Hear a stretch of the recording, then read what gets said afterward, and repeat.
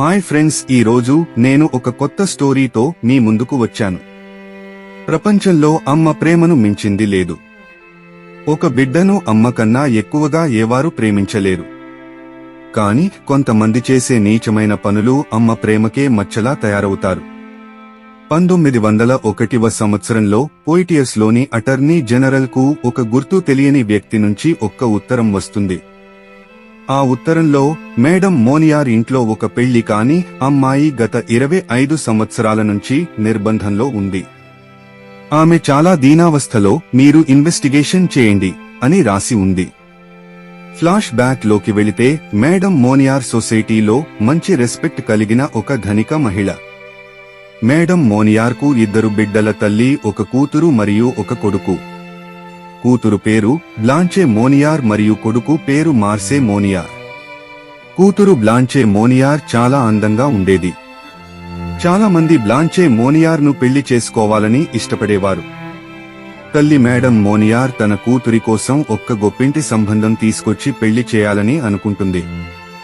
మరోవైపు 25 సంవత్సరాల బ్లాంచే మోనియార్ ఒక లాయర్ ప్రేమలో పడుతుంది. ఈ లాయర్ ఒక సామాన్య కుటుంబానికి చెందినవాడు. తల్లికి ఈ విషయం తెలిసినప్పుడు తాను అస్సలు ఈ పెళ్లికి ఒప్పుకోనని చెప్పింది. లాయర్ డబ్బున్నవాడు కాకపోవటం మరియు బ్లాంచే మోనియార్ కన్నా వయసు ఎక్కువగా ఉండటం వల్ల పెళ్లికి నో అని చెప్పింది. కూతురు మాత్రం పెళ్లంటూ చేసుకుంటే కేవలం తన ప్రేమికుడితోనే చేసుకుంటా అని చెప్పింది. బ్లాంచే మోనియార్ మార్చి 1వ తారీఖున పుట్టింది. 1875 సంవత్సరం 1 మార్చి రోజునే 26 సంవత్సరాలు పూర్తి చేసుకున్న బ్లాంచే మోనియార్ ను ఆఖరిసారి లాయర్ ను మరిచిపోవాలని అంటుంది. కాని బ్లాంచే మోనియార్ మాత్రం ఒప్పుకోలేదు. చేసేదేం లేక ముందు నుంచే తల్లి కొడుకులు చేసిన ప్లాన్ ప్రకారం బ్లాంచే మోనియార్ ఒక చిన్న చీకటి గాడిలో బంధిస్తారు. నువ్వు ఆ లాయర్ ను మరిచిపోతే తప్ప ఈ రూమ్ లో నుంచి బయటికి రాలేవు అని తల్లి చెప్పి ఆ రూమ్ ని మూసేసింది. ఈ చిన్న ఇంతో ఒక రకంగా స్టోర్ రూమ్ లా యూజ్ చేసేవారు. ఈ రూమ్ కి చిన్న కిటికీ ఉండేది. కాని బ్లాంచే మోనియార్ అరుపులు బయటికి రావద్దని ఆ చిన్న కిటికీను మూసివేయటం జరిగింది. అందగత్తె బ్లాంచే ఇప్పుడు ఎలుకలు, బొద్దింకలు, పురుగులు తిరుగుతున్న చీకటి రూంలో తన సొంత తల్లి ద్వారా బందీగా మారిపోయింది. ఈ రూంలో బ్లాంచే మోనియార్ ను కట్టేసి ఉంచారు. కూతురు రోజుల తరబడి తన రూమ్ ఓపెన్ చేయమని అరుస్తూ ఉండేది. తల్లి మాత్రం నువ్వు ఆ లాయర్ ప్రేమను మరిచిపోవాలని పదే పదే చెప్పేది. బ్లాంచే మోనియార్ మాత్రం తన ప్రేమను మరిచే ప్రసక్తే లేదని తేల్చి చెప్పేసింది. రోజుల తరబడి ఆ రూమ్ నుంచి అరుపులు వచ్చాయి. ఇరుగు పొరుగు వారు కూడా వచ్చి అడిగారు. ఏదో ఒకటి సర్ది చెప్పి తల్లి పంపించేసేది. కేవలం తినడానికి ప్లేట్ ఇచ్చేటప్పుడు మాత్రమే ఆ రూమ్ తెరుచుకునేది. ఆ తల్లి మనసులో మాత్రం కొంచెం కూడా జాలి అనిపించలేదు. తన కూతురుపై కొంచెం కూడా కనికరం చూపలేదు. తల్లి కొడుకులు బ్లాంచేను ఆ చీకటి గదిలో బంధించి తమ జీవితాలను సాధారణంగా గడపటం మొదలుపెట్టారు. కొన్ని రోజుల తర్వాత బ్లాంచే మోనియార్ కట్లను విప్పేస్తారు. రోజులు నెలలు సంవత్సరాలుగా గడిచిపోయాయి. ఆ రూంలో నుంచి బ్లాంచే మోనియార్ అరుపులు రావటం ఆగిపోయాయి. చీకటి గదిలో సంవత్సరాల తరబడి ఉండటం వల్ల ఆరోగ్యం బాగా క్షీణించింది. దాదాపు 9 సంవత్సరాల తర్వాత తాను ఎంతగానో ప్రేమించిన లాయర్ కూడా చనిపోవటం జరుగుతుంది. లాయర్ చనిపోయిన విషయం కూడా తల్లి కూతురితో చెప్పదు. లాయర్ బ్లాంచే మోనియార్ ను వెతకలేదా అని మీకు డౌట్ రావచ్చు.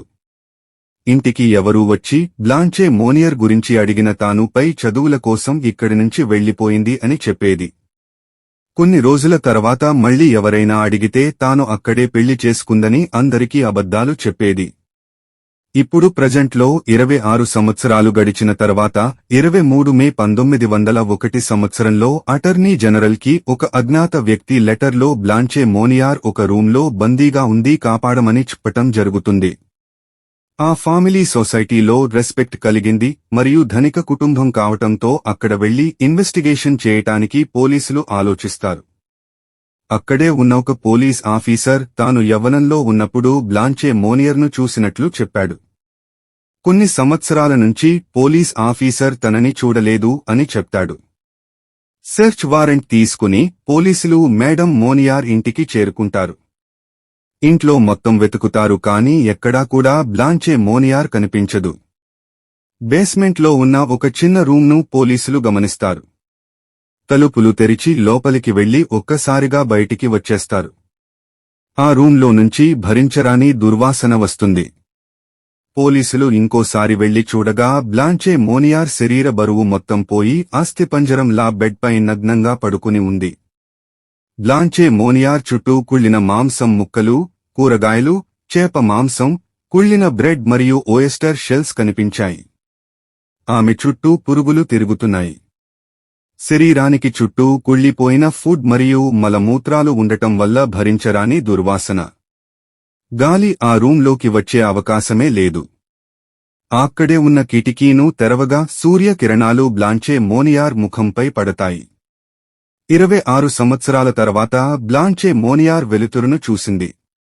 అక్కడి నుంచి తీసుకెళ్లి బ్లాంచే మోనియార్ వెయిట్ చెక్ చేయగా తన బరువు కేవలం 25 కేజీలు మాత్రమే ఉంది. తల్లిను వెంటనే అరెస్ట్ చేస్తారు. ఒక తల్లి ఇంత క్రూరంగా ఎలా ప్రవర్తిస్తుందని అక్కడి ప్రజలు మేడం మోనియార్ ముందు ప్రొటెస్ట్ చేయసాగారు. కొడుకు మార్సెల్ మోనియార్ను కూడా అదుపులోకి తీసుకున్నారు. ఇదంతా చూసిన తల్లి తాను నిజంగానే పెద్ద తప్పు చేసింది అని అనుకుందేమో. అరెస్టైన 15 రోజులకే అనారోగ్యంతో చనిపోయింది. కొడుకు ఇప్పుడు ఒక లాయర్. కొడుకును కోర్టులో ప్రవేశపెట్టినప్పుడు తనకు కేవలం నామమాత్రపు శిక్ష విధిస్తుంది. మరోవైపు బ్లాంచే మోనియార్ పలు మానసిక రోగాల బారిన పడింది.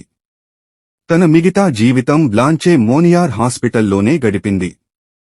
1913వ సంవత్సరంలో 64 సంవత్సరాల బ్లాంచే మోనియార్ హాస్పిటల్లోనే చనిపోతుంది. మా వీడియో మీకు నచ్చినట్టయితే మా ఛానల్ని సబ్స్క్రైబ్ చేసుకోండి. అలాగే పక్కనే ఉన్న బెల్ ఐకాన్ ఆన్ చేసుకోండి. వీడియోని లైక్ చేయండి, షేర్ చేయండి.